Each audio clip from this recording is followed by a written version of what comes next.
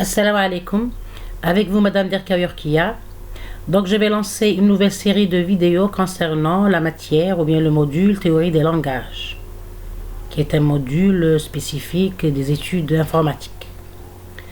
Donc pour un début, on va commencer par une introduction générale à cette discipline.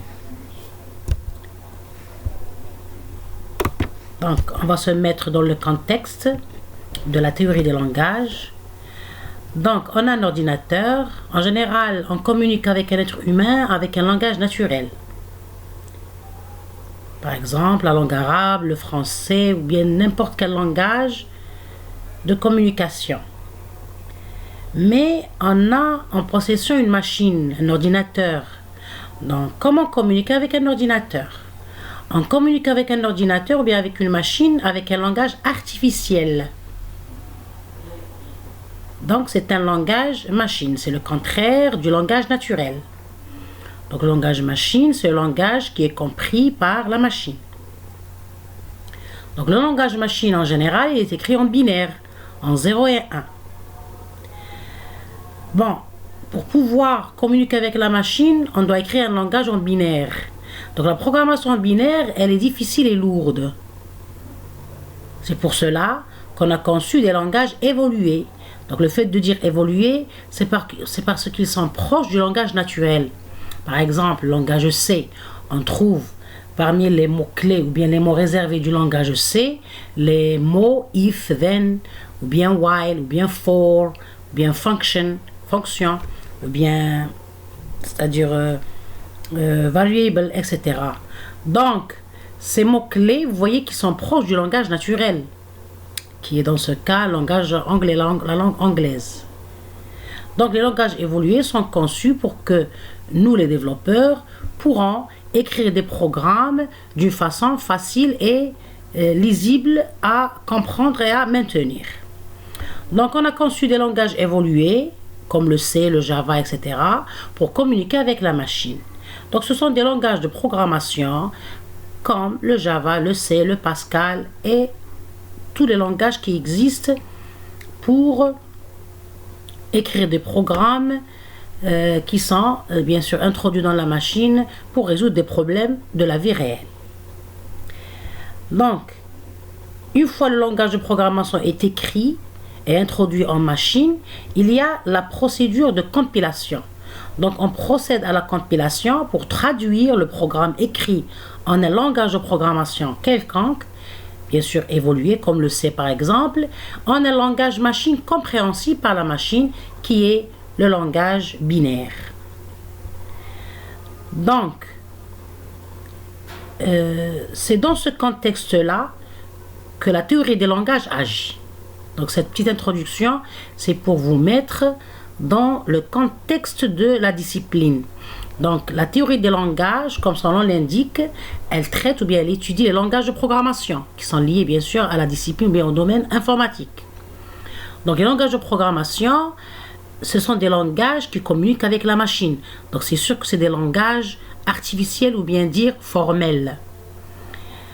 Donc, la définition, c'est-à-dire la théorie des graphes, c'est-à-dire dans ce contexte-là, le fait d'étudier le langage de programmation pour pouvoir communiquer avec une machine, c'est dans ce contexte-là que la théorie de langage agit. Donc, la théorie de langage, elle permet la définition et la description des langages de programmation et leur compilation. Globalement, c'est ça le contexte de la théorie des langages. Et on va voir ce principe-là en détail par la suite. Bien, donc on va toujours continuer sur la définition de cette discipline pour mieux se mettre dans le contexte. Donc l'intitulé de la discipline, ou bien de la matière, ou bien du module qui est la théorie des langages, déjà on remarque qu'il est formé de deux mots, c'est-à-dire importants. Il y a la notion de théorie et la notion de langage. On va essayer de définir chaque mot à part, puis de faire la liaison, ou bien la combinaison. Donc la notion de théorie. La théorie c'est quoi? C'est un ensemble de lois, de règles, d'idées, de concepts, et ainsi de suite, qui sont appliqués à un domaine particulier. Ok? Donc, par exemple, dans le domaine mathématique, toutes les théories mathématiques, c'est des concepts qu'on peut introduire dans différents domaines. Et il y a la notion de langage. Langage, comme son nom l'indique, c'est-à-dire c'est un moyen de communication. Donc en mathématiques, en informatique et même en linguistique, un langage est un ensemble de mots. Chaque langage a un alphabet, qui est l'ensemble des symboles, des lettres, ou bien on appelle ça des lexèmes, qui servent à construire ces mots-là du langage. Souvent, on suppose que l'alphabet est fini, parce qu'on peut avoir un alphabet, c'est-à-dire on peut avoir le cas infini. Donc il y a la notion de langage informel, qui est le langage naturel, et il y a la notion de langage formel, ou bien artificiel, ou bien langage machine. Donc, on a la théorie qui est un ensemble de concepts, de lois, de règles, et on a le langage qui est un moyen de communication.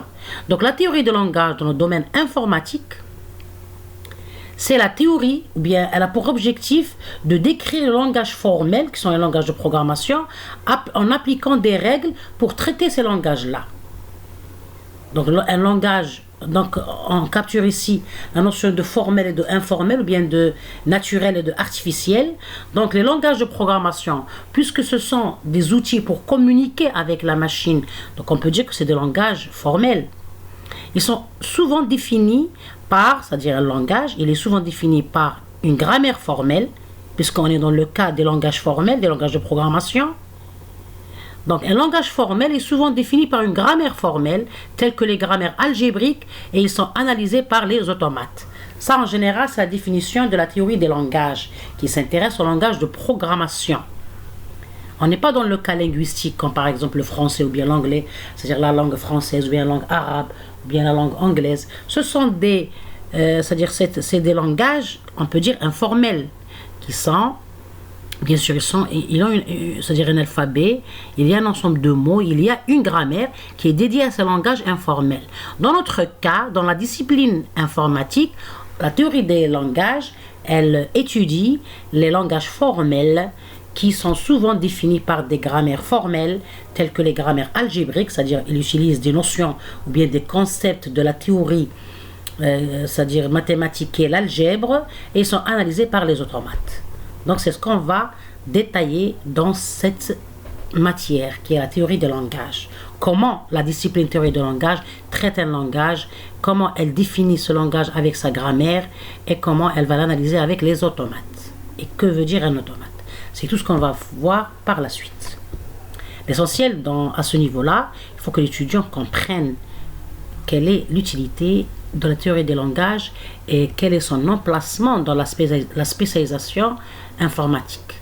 Donc ça concerne la phase, ou bien, c'est-à-dire l'outil langage de programmation qui nous permet d'écrire des programmes introduits à la machine.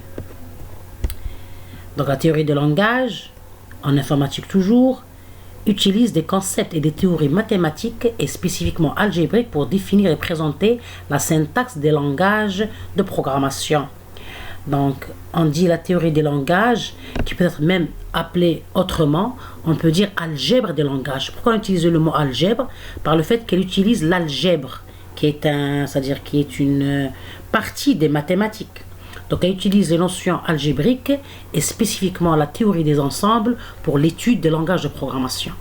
Vous voyez, c'est pour ça que je vais vous préparer une vidéo en détail sur les rappels de la théorie des ensembles. Vous avez déjà vu ce chapitre-là dans la partie algèbre c'est-à-dire du module mathématique.